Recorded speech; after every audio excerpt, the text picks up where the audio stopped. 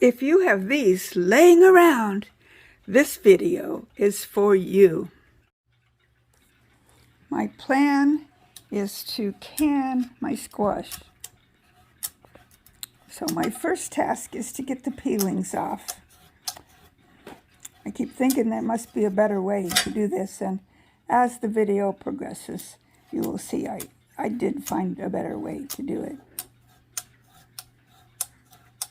But for this first squash, we did it the hard way.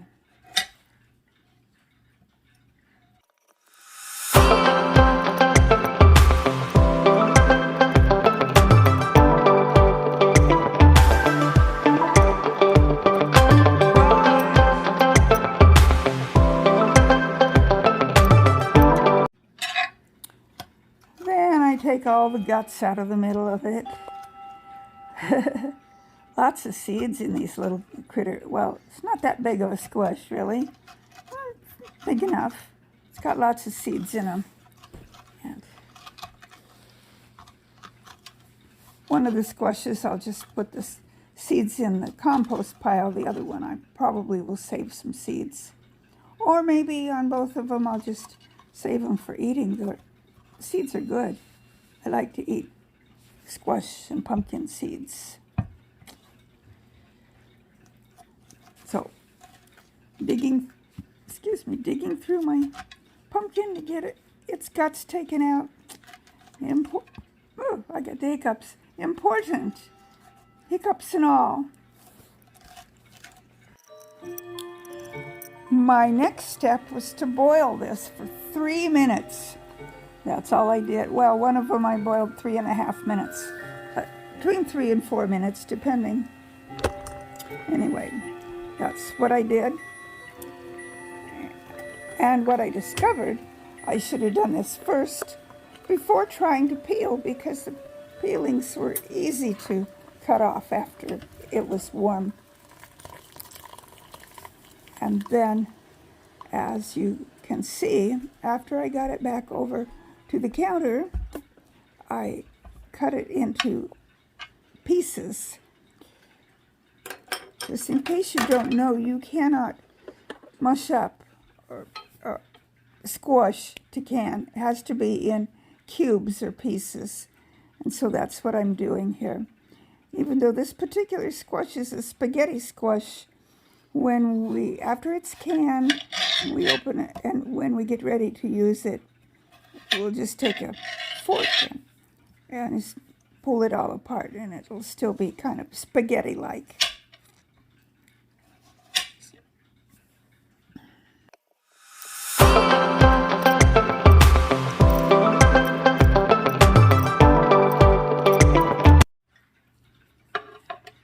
Now I'm putting the pieces into a quart jar. This happens to be a wide mouth one, a little easier to work with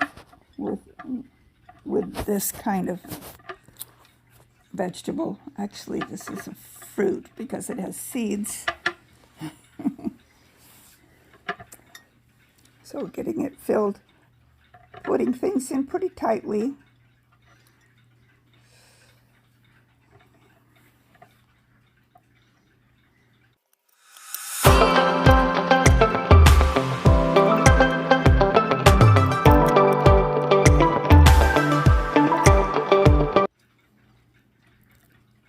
Okay, got the jar pretty much filled up, and wipe it off a little bit. I kind of made a little bit of a mess. That happens sometimes.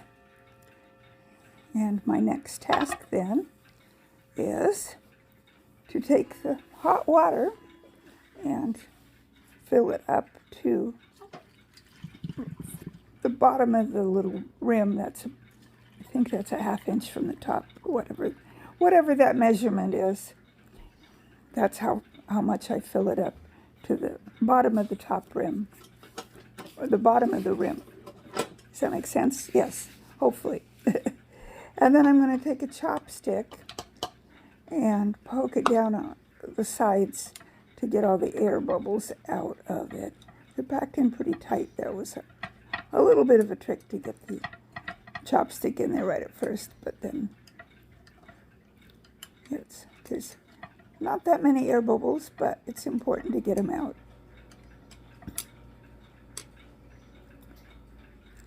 And then I'm going to make sure that my rim is clean.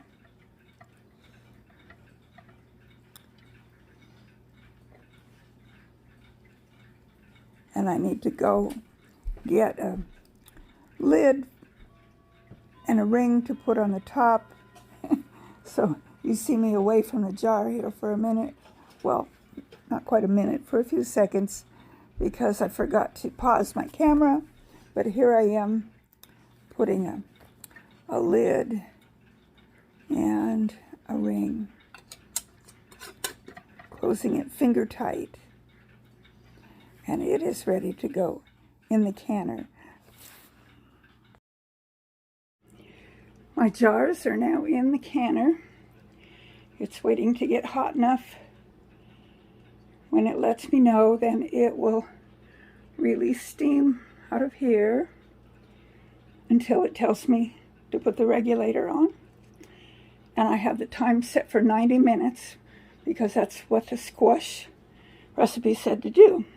If I was using quarts, I actually have 3 quarts in 1 pint in there. They're wide mouth, so that's what fits. So it would be 4 quarts, but I didn't quite have enough squash to fill up the 4th quart, so I used a wide mouth pint in its place. So 3 quarts of 1 pint, and the process has begun. Now I started to work on this one, but it's a different kind of squash, so I'm going to wait and do that later. We might even just eat part of this one because I already blanch cooked it. We'll see. The peeling is way harder on this one, so not going to work on it right now. I have all of these seeds to get the mush off of them and get them laid out. And then here's what I have left for squash. These patty pan types. And this, I think it might be a, I don't remember. For later. Oh, and I've got this one too. This one and this one might be the same kind. Here they are. I had something happen that I've not had happen to me before. Ooh, that one's not sealed. But they siphoned. In other words, they lost part of their water. I'll have to do some research to find out why that happened. We'll have to use up this jar of food first. Those look like they're okay, except for they don't have much in the way of liquid in them. So I don't know why that happened. Anyway, that's a start on my squashes.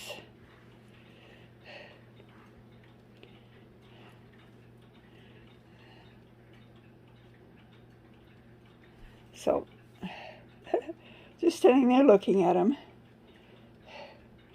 until I see you again. May the good Lord richly bless you. Bye. Okay, I looked up what causes the siphoning. Several things. And I suspect the one that probably got me was the jars need to be really hot before you put them in. My jars were hot, but they were not hot.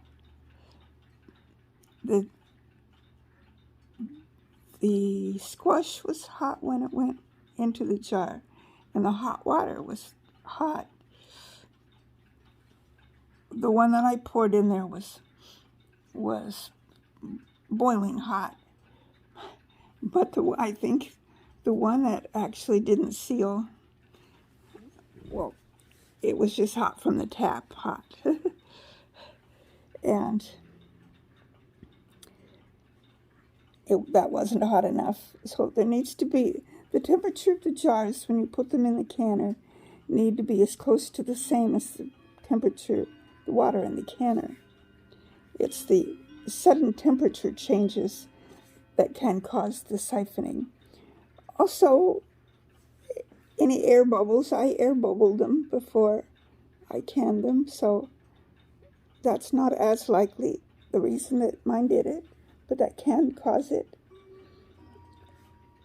And I did follow my instructions for canning, so I did it the proper way, but just my jars weren't hot enough. I'm pretty sure that's what caused it. So if you're learning from me, make sure your jars are hot, hot, hot when they go into the canner.